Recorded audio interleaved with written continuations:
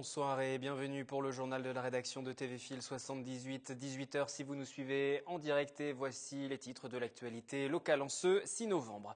Olivier, 37 ans, comparaissait depuis le début de la semaine devant la cour d'assises de Versailles pour le meurtre de son fils de 3 ans. Après le témoignage poignant de la mère hier, le verdict est attendu dans la soirée. On reparle de la question de l'égalité filles-garçons à l'école. Un colloque vient de se tenir à Versailles pour évoquer ce sujet tabou de l'éducation non sexiste. Et puis le festival de court-métrage Cours de Vent se dote d'une catégorie régionale. Ça tourne en Ile-de-France. Parmi les compétiteurs, l'Yvelinois Valentin Joliveau. Il est l'invité du journal. Il nous présentera Seul ensemble, son film qui sera projeté au Ciné 7 à Elancourt ce week-end, ainsi que les autres en compétition. Le directeur du Ciné 7 à Elancourt également en plateau tout à l'heure. Axel Lemaire, secrétaire d'État chargé du numérique, est actuellement présent à Montigny-le-Bretonneux pour l'inauguration des nouveaux locaux de l'Association française pour le nommage Internet en coopération, l'AFNIC, qui gère les noms de domaine en .fr, soit plus de 2,5 millions de sites en 2013. Nous y reviendrons dans l'une de nos prochaines éditions.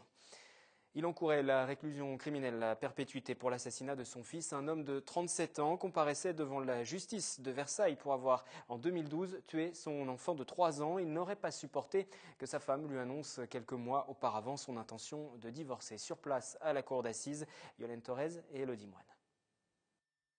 L'ambiance était lourde ici à la cour d'assises de Versailles. Lors de ce dernier jour de procès, l'accusé s'est exprimé. Il a dit, je cite, « Je n'envisage pas l'avenir car je vais me suicider. Je ne l'ai pas fait avant pour affronter le procès. » De nombreuses questions se sont posées lors de ces 3 jours. Cet homme qui a tué son fils de 3 ans, avait-il prémédité son geste? Avec quelle intention l'a-t-il fait? Mais aussi son état dépressif et désespéré est-il à prendre en compte lors de son passage à l'acte? Nous écoutons les avocats. Je conçois tout à fait qu'il était dans une dépression profonde ce jour-là. Je ne peux pas concevoir en revanche et je ne peux pas admettre que ce soit en quelque manière une circonstance atténuante. Il savait qu'il tuait son fils et il l'a regardé mourir. Et ce qui est le plus terrible, c'est qu'il l'a complètement déshumanisé, cet enfant. C'est devenu simplement une arme pour atteindre sa femme. Lorsqu'il passe à l'acte, M. Bach n'est pas complètement maître de ses actes, qu'il a un discernement qui est altéré, donc il n'est pas lui-même, pas totalement lui-même. Mon intime conviction est réellement qu'il n'a pas voulu faire de mal à sa femme, mais qu'il a été aveuglé par l'amour fusionnel qu'il avait pour son fils, au point de considérer que s'il ne l'emmenait pas avec lui, il commettait finalement une espèce d'abandon aussi. C'était une espèce de... Il fallait qu'il parte avec lui, sinon c'était l'abandonner. L'avocat général a conclu, lui, à un assassinat vengeur, à un choix voulu et conscient de l'accusé. Ce sont ses mots. Il a requis 20 ans minimum de réclusion criminelle. Le verdict est attendu ce soir. Éducation, à l'école aussi, les inégalités hommes-femmes existent. Violence, stéréotypes, choix d'orientation. La vie des jeunes filles semble un peu moins facile que celle des jeunes garçons. Un sujet sensible et qui a été évoqué lors d'un colloque à Versailles. Colloque que nous résume Anthony Reich. Professeurs, conseillers d'orientation, médecins scolaires, tous les acteurs de l'école étaient réunis ce mercredi pour évoquer les inégalités garçons-filles. Si la mixité est obligatoire dans l'enseignement public depuis 1975, l'égalité filles-garçons reste un sujet sensible. Le système éducatif a comme fonction, une de ses fonctions premières, c'est de véhiculer des valeurs, et celles de la République, donc des valeurs de l'égalité, donc c'est notre cœur de métier que de questionner ces concepts. Les études statistiques montrent que les filles réussissent mieux que les garçons à l'école jusqu'au niveau du baccalauréat. Pourtant, leur orientation pose problème. En 2012, 78% des filles s'orientaient vers une filière littéraire et seulement 2% dans la filière professionnelle mécanique ou électronique. On les trouve moins nombreuses dans les filières scientifiques tournées vers l'industrie et dans les filières post-bac. Donc on voit qu'il y a là le fruit d'un poids des stéréotypes, puisque pour ne prendre qu'un exemple très simple, les filles sont plus nombreuses que les garçons en filière S, alors qu'on a tendance à penser que les filles sont moins scientifiques que les garçons. C'est faux. Pour cela, la direction académique a pour objectif de faire en sorte que les jeunes filles rencontrent plutôt des personnes du monde du travail et construire une pédagogie quotidienne vidée des stéréotypes. Après l'abandon du dernier projet, SkyWest pourrait-il renaître de ses cendres? C'est en tout cas le souhait du propriétaire, Amerson. Rien n'est encore officialisé. Il existe bien, vous allez l'entendre dans un instant, une ambition de refonte de ce centre commercial qui est implanté à Montigny-le-Bretonneux depuis maintenant 10 ans. Et cela pourrait rappeler des souvenirs incertains. Un retour aux sources avec ce reportage de Catherine Zulato. Rappelez-vous, 2001, un centre commercial portant le nom de Fiesta devait sortir de terre à Montigny-le-Bretonneux, un centre commercial novateur pour l'époque dédié aux loisirs. Finalement, il n'en sera rien. À la place, SkyWest est inauguré en grande pompe en 2005. Cela se veut un lieu tourné vers les enseignes haut de gamme. Quelques années plus tard, les rideaux de la plupart des enseignes sont baissés. Il reste encore la locomotive UGC, mais le centre est bien triste. Le projet Carré Privé Ouest, dédié au luxe à prix cassé, est abandonné en 2013. Un nouveau dossier serait sur les rails, même si c'est un peu trop tôt pour l'officialiser pour le propriétaire Amerson. On ne se cache plus vraiment. Oui, il y a un projet sur SkyWest. Il y a plusieurs agences qui travaillent aujourd'hui sur ce projet de développement. On ne peut rien dire de précis puisqu'il y a plusieurs pistes étudiées. Mais je peux vous rassurer sur le fait qu'il y a beaucoup de monde à travailler sur la restructuration globale de SkyWest, qui sera un projet en tout cas complémentaire de l'Espace Saint-Quentin, pour une volonté de dynamiser ce bel édifice. C'est trop tôt d'annoncer tout de suite loisirs culture, mais en effet, ça serait intéressant d'étudier cette perspective-là. Un projet donc qui n'est pas sans rappeler le concept initial Fiesta, un centre commercial tourné vers les loisirs et l'offre culturelle. Je crois qu'on a perdu beaucoup de temps pour des raisons de concurrence, de rivalité. Et en tout cas, on revient à la base, à l'essentiel. Et aujourd'hui, on se dirige vers ce qui a toujours été, finalement, la conception de Jean-Louis Solal à l'époque, c'est-à-dire faire un centre tourné vers la culture et le loisir. Le nouveau SkyWest devra trouver sa place parmi une offre concurrentielle importante. Wine Nation Paris, qui vient par exemple d'ouvrir ses portes aux Clés-sous-Bois et qui cherche encore sa clientèle. On se demande s'il n'y a pas justement des surfaces commerciales un peu trop nombreuses. C'est des questions qu'on peut se poser. Il y a quand même des inquiétudes en tant que chambre de commerce. On ne peut avoir que des inquiétudes si justement ces centres de commerciaux ne se développent pas. La société Amerson veut encore rester discrète. Tout juste sait-on qu'en ce mois de novembre, un salon professionnel pourrait être le lieu de signature d'accords pour de futures enseignes intéressées. Le projet complet pourrait être dévoilé début 2015. Et vous, clients, qu'attendez-vous pour ce centre commercial qui peine à véritablement démarrer? C'est notre question du jour, micro-trottoir. Encore un magasin de jouets peut-être pour qu'il y ait un peu d'émulation entre les magasins de jouets. Des vêtements peut-être un tout petit peu plus au-dessus de ce qu'on a de ce côté-là. Des magasins de vêtements, les alimentations. Un spa, ça serait bien. J'aimerais bien qu'il y ait des magasins outlet, ça serait pratique pour notre porte-monnaie et ce sera à côté. Voilà. Tout plein de magasins avec une offre diversifiée. Bio, genre produits de beauté et des choses comme ça dans le genre bio. Des magasins de disques, de DVD, des magasins de sport, voilà. Des boutiques de mode et des loisirs pour les enfants. Et il faudra donc attendre encore un peu pour voir ce nouveau projet pour le centre commercial SkyWest. Le mois de l'économie sociale et solidaire, c'est chaque année en novembre. À cette occasion, plusieurs événements ont lieu afin de mettre en lumière intérêt collectif, fonctionnement démocratique, mais aussi développement durable, comme nous l'explique Florence Parfait. Réintégrer le monde de l'emploi et de l'entreprise par le biais d'une association. Dans les Yvelines, les jardins de Cocagne à Manille-les-Hameaux, où l'entreprise Envie Attrape participe à cette dynamique de l'économie sociale et solidaire. Développer ces clauses d'insertion, véritable levier pour l'intégration des personnes en difficulté dans les marchés publics et privés, est un thème primordial. À Versailles, le CDAI du 78 souhaite sensibiliser les différents acteurs de l'économie sur ce sujet. Je pense que c'est intéressant que les structures de l'insertion par l'activité économique se fassent mieux connaître, soient plus lisibles. Il faut qu'on les considère aussi par certains côtés comme des entreprises qui sont installées au niveau local, qui développent une activité, qui génèrent un chiffre d'affaires, qui développent de la richesse sur le territoire, qui salarient des personnes. Dans les Yvelines, 8,2% des établissements emploient du personnel dans le cadre d'une économie sociale et solidaire, ce qui représente 3170 employeurs. Développer l'emploi aidé dans les différents secteurs d'activité, mais aussi plus globalement cette économie, c'est l'objectif que s'est fixé le réseau Avenir 78. Né en 2013, Il regroupe la BGE 78, Profession Sport 78, Yvelines Active et YGREN, 4 associations du département. C'est quelque chose qui est en devenir dans les Yvelines. Effectivement, il y a certains départements où il y a déjà plein d'actions, où ça tourne. Mais une telle préfiguration de réseau comme celui-ci est une première en France. Il n'en existe nulle part ailleurs. Et on voit que les gens ont envie de faire, donc c'est quelque chose qui va prendre son envol et prendre un réel essor. Depuis un an, elles ont mené des actions en parallèle mais concertées. BGE Yvelines a par exemple mis en place des formations collectives sur des thématiques financières et de ressources humaines. On a réalisé en tout 6 collectifs sur l'année 2014.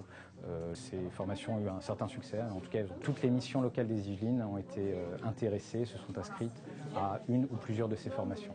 Le réseau Avenir 78 veut intensifier son action et les possibilités sont nombreuses. En 2011, selon l'Observatoire régional de l'économie sociale et solidaire de l'Île-de-France, 32 920 personnes étaient employées dans les Yvelines dans ce cadre, ce qui représente 6,6% des emplois du département. Culture, le Festival international du court-métrage de Paris qui souffle ses 10 bougies et pour l'occasion une nouvelle catégorie voit le jour. Ça tourne en Île-de-France, va permettre de récompenser la jeune création cinématographique dans notre région. 300 films inscrits, 64 sélectionnés, 24 projections dans une dizaine de salles. Regardez ce spot.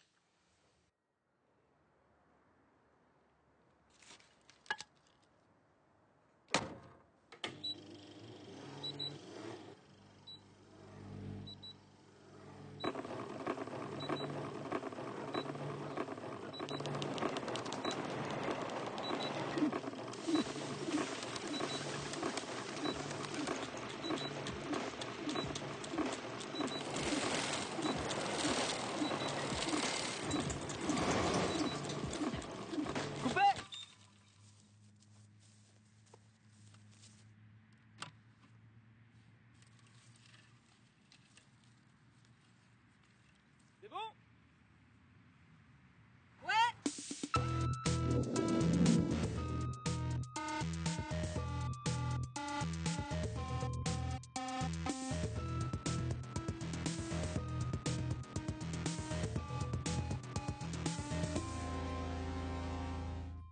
300 films au départ, il n'en reste maintenant plus que 8, par département francilien. Pour les Yvelines, le réalisateur s'appelle Valentin Joliveau. Bonsoir, et bienvenue en plateau. Merci. Votre court-métrage s'intitule Seul ensemble. Et Luc Bocan, bienvenue également. Bonsoir.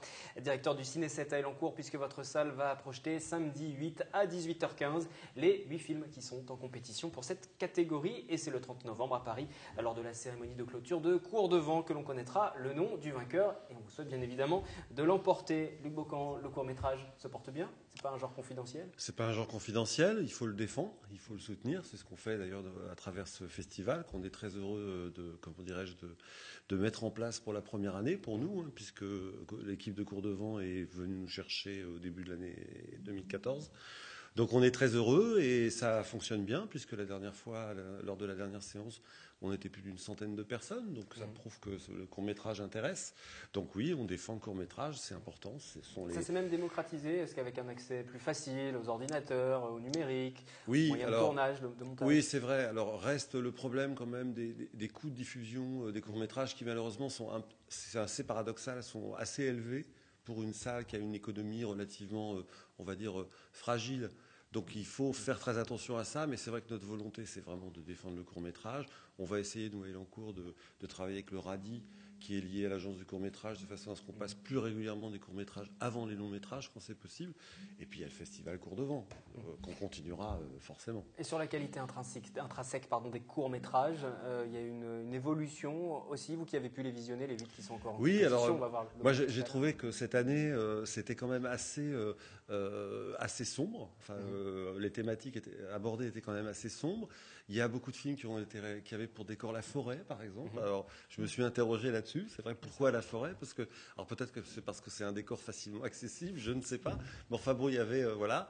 Mais sur la qualité, en tout cas, oui, on a été agréablement surpris.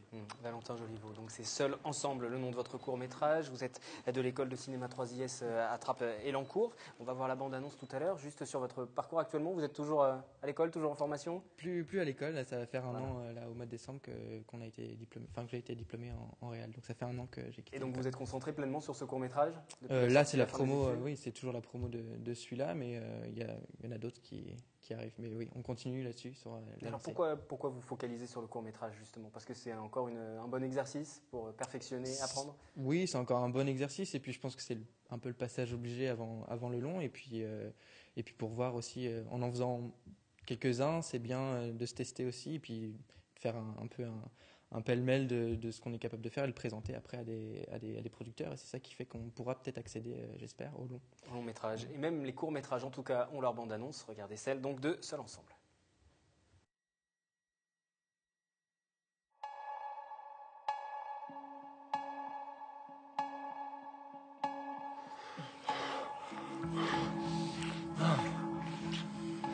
Tu viens d'où? Argentine. Je m'appelle Andrea Lucas. Je suis ton petit copain. Qu'est-ce que tu attends de moi, Lucas? Un mec normal. Tu peux pas débarquer ici et tout foutre en l'air. Ouais, c'est Lucas.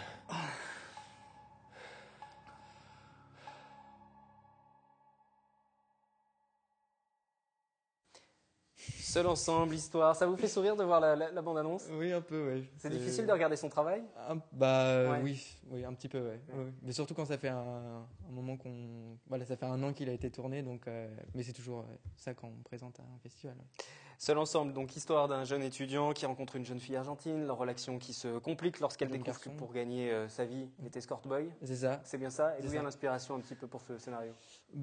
C'était sur un travail qu'on devait effectuer à l'école toujours, un reportage qu'on avait dû faire, un porté-croisé sur le sujet, c'était Mon corps, mon business. Donc il y avait un mannequin et l'autre sujet c'était un escort boy. Donc voilà. Et puis à l'époque, moi j'étais juste preneur de son dessus. Et voilà, on a interviewé cette personne qui était un véritable escort boy et qui était très attachant. Et je me suis dit qu'il y avait quelque chose à écrire dessus, il y avait une histoire qui était très touchante. Et alors comment on passe de ce point de départ à ensuite la scénarisation et puis ensuite tout le travail derrière, de réalisation, de montage? Comment ça s'est fait, sur combien de temps et comment vous avez travaillé? Ça a pris 7-8 mois environ, presque une année en fait. À la rentrée de l'école, on me demande déjà d'avoir une idée de scénario. Donc il y a eu un scénario qui a été déjà écrit, et puis après on travaille pendant quelques mois dessus avec un script docteur, donc là qui chargeait de s'occuper de là où il y avait des erreurs entre guillemets de scénario, de dramaturgie, tout ça. Et puis une fois que c'était validé, on passait au tournage. Donc le tournage a duré 1 semaine, donc c'était très court là aussi. Voilà, et 1 mois et demi avec la post-production, montage et post-prod. Voilà. Et maintenant il faut le défendre donc pour ce festival. Ça représente quoi justement de défendre un projet comme ça et puis éventuellement d'avoir une possibilité de l'emporter? Ça représente. Avant que ce soit une pression, c'est déjà un plaisir qu'il soit diffusé, puisque beaucoup de gens ne connaissent pas le court-métrage. Voilà. Il y en a qui vont au cinéma pour voir des longs, des têtes d'affiche. Donc c'est l'occasion aussi aux gens de découvrir le court-métrage. Et puis c'est toujours un plaisir de montrer son travail, tout simplement, d'être vu. Voilà. Dans des conditions, vous le disiez, particulières, très bonnes, puisque ce sera notamment diffusé au Ciné 7 et ça a été diffusé dans l'ensemble de la région francilienne. On a évoqué le thème rapidement. On parlait des thèmes globalement de ces différents courts-métrages. C'est vrai que c'est très sombre, hein. Emploi, solitude, la difficulté de la relation aux autres. Il faut y voir un signe d'inquiétude de ces jeunes réalisateurs qui retransmettent un peu la société d'aujourd'hui. Je ne sais pas, je ne les connais pas tous, je n'en sais rien, mais oui, forcément, à un moment donné, je crois que le cinéma reflète aussi un état d'esprit. Donc c'est vrai que les films, en tout cas, qui ont été déposés sur la plateforme, parce qu'il y en a plein d'autres, alors peut-être que c'est aussi le fruit du hasard, et que les réalisateurs et réalisatrices qui ont déposé leurs films sur la plateforme de Cours de Vent ont traité de thématiques comme ça assez sombres. Il y avait quand même 1 ou 2 comédies, Suzanne, enfin en même temps, même si Suzanne c'était quand même très sombre aussi, parce que ça parle de la vieillesse et puis de l'abandon finalement. Enfin voilà. Vous faites partie d'une jeune génération de réalisateurs qui vont arriver, qui sont plutôt inquiets, amers face à la situation actuelle, sociale. Ça dépend. Après, Ça dépend de l'œuvre, ça dépend si les personnes, ça a été là. Je ne sais pas si pour Et les vos autres... envies de réalisation, par exemple, ça se porte plutôt vers ce genre de cinéma où on parle de solitude, de difficultés de société ou... Non, ça dépend. Ça dépend tout simplement de ce qui nous touche, même de l'actualité aussi, pourquoi pas. Mais donc faire une comédie, c'est déjà arrivé. Voilà. Oui, bien et sûr. ça arrivera encore, on l'imagine. Donc, votre avis sur son court-métrage, peut-être? Moi, je suis ravi parce que bon, c'est un film qui a été produit par 3IS en plus, donc on l'a pas fait exprès, mais c'est une cohérence. Il y a une grosse école de cinéma sur Elancourt, donc voilà. C'est un très bon film, on en parlait tout à l'heure avant d'arriver sur le plateau, qui est bien écrit, qui est bien réalisé, qui est bien joué aussi, parce que les comédiens sont aussi très importants, je pense, dans ce film. Ils jouent très bien. Donc je suis très content pour Valentin. J'espère qu'il gagnera. Comment ça se passe au niveau des votes? Le public qui va assister à la projection, par exemple, samedi 8 novembre, 18h15 au Ciné 7 à Elancourt, va voter? Exactement. Donc c'est très simple, c'est-à-dire que les gens acquittent leur modeste droit d'entrée. On leur remet un petit bulletin de vote. Ensuite, donc, la projection démarre. Il y a une petite présentation rapide avant de la projection. La projection démarre. Et puis, à la fin de la projection, le public nous rend son bulletin de vote, dépose dans une urne. C'est une élection, enfin, c'est un vote. Et on dépouille tout ça. Voilà, c'est les gens de Courdevant qui s'en occupent. Et on annonce après le résultat au public.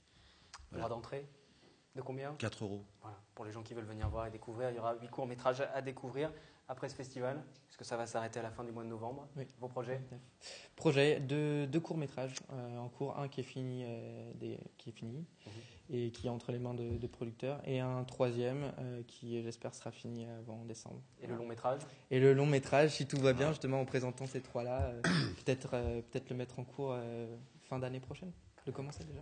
Et vous allez continuer à défendre le court-métrage au Ciné 7. Absolument. Vous allez rester partenaire, j'imagine. Je l'espère, je le souhaite. C'est le premier rendez-vous comme ça. Ça s'est bien passé. Enfin, là, on va attendre la projection de la séance de samedi pour faire un bilan complet. Mais enfin, on a été ravis de travailler avec Courdevant. On a été ravis de recevoir toutes les équipes il y a 3 semaines, un mois, je ne me souviens plus exactement. Et on va continuer, oui, absolument. Merci à vous deux donc pour découvrir Seul ensemble et puis les autres courts-métrages qui sont en compétition. Donc pour Courdevant, rendez-vous au Ciné 7 à Elancourt, 18h15 dès ce samedi. Merci à vous deux. Merci. Pour terminer ce journal, nous revenons à présent sur les commémorations du centenaire de la Première Guerre mondiale. C'est dans ce cadre que le Conseil général des Yvelines organise une grande collecte de documents du 12 au 15 novembre. Elle devrait permettre de rassembler des effets personnels, des documents d'époque qui vont nous en apprendre plus sur la vie quotidienne des poilus pendant cette grande guerre. Guillaume Lachenal pour ce reportage. Pour le centenaire de la Grande Guerre, le Conseil général relance une collecte d'objets et de documents de cette époque. L'opération avait déjà été lancée en 2013. Elle avait alors réuni environ 130 contributeurs. Des objets très surprenants, voire bouleversants. Ils nous ont apporté des documents très variés, des correspondances, des journaux de guerre, mais aussi des souvenirs, par exemple le portefeuille qui avait arrêté la balle que le soldat qu'il portait avait reçu dans les tranchées, mais aussi une feuille brodée très patiemment et très longuement par un poilu au fond de sa tranchée et sur lequel il avait brodé le nom de sa femme, Éléonore. J'étais très surprise et parfois très très émue parce il y a des choses dont je n'aurais jamais imaginé l'existence, des souvenirs vraiment très très émouvants, très touchants qui font toucher la vie de ces gens qui ont disparu maintenant. Si nous connaissons bien l'histoire du conflit dans ses grandes lignes, celle des combattants anonymes et de leurs proches mérite tout autant que l'on s'en souvienne. Même si la Seine-et-Oise et les Yvelines en particulier n'ont pas été véritablement touchés, on va dire, comme l'a pu l'être une partie de Paris, pour autant les familles ont été très éprouvées. Parce que bien évidemment, encore une fois, il y a ceux qui souffrent en première ligne, mais il y a ceux qui, le matin, ouvrent leur courrier et puis s'aperçoivent qu'ils ont perdu un frère, un mari, un fils, etc. Lettres, objets personnels, photos ou encore documents administratifs. Autant de trésors qui nous en apprennent un peu plus sur la vie des poilus et de leurs proches. En complément de cette grande collecte d'archives, le Conseil général organise des actions commémoratives sur la Grande Guerre. Jeux, pièces de théâtre, initiation à la généalogie. Nous organisons des ateliers pour former les gens à la recherche en généalogie et particulièrement à la recherche qui vise à reconstituer le parcours d'un combattant yvelinois. Nous leur apprendrons également à se servir d'un outil que nous mettons en ligne qui s'appelle le Wiki 1418, le Wiki de la Grande Guerre dans les Yvelines, et qui vise à permettre à chacun de participer à la construction de l'histoire yvelinoise pendant la Grande Guerre. Jusqu'à la fin du centenaire, en 2018, le Conseil général organisera des actions commémoratives pour la Grande Guerre qui, 100 ans après, continuent de marquer les esprits. Fin du journal, je vous retrouve vendredi pour évoquer l'actualité du jour, mais aussi les éléments importants de cette semaine, comme chaque vendredi. Donc, bonne soirée sur TV Fil avec Florane Parfait pour un nouveau numéro de Fil Écho.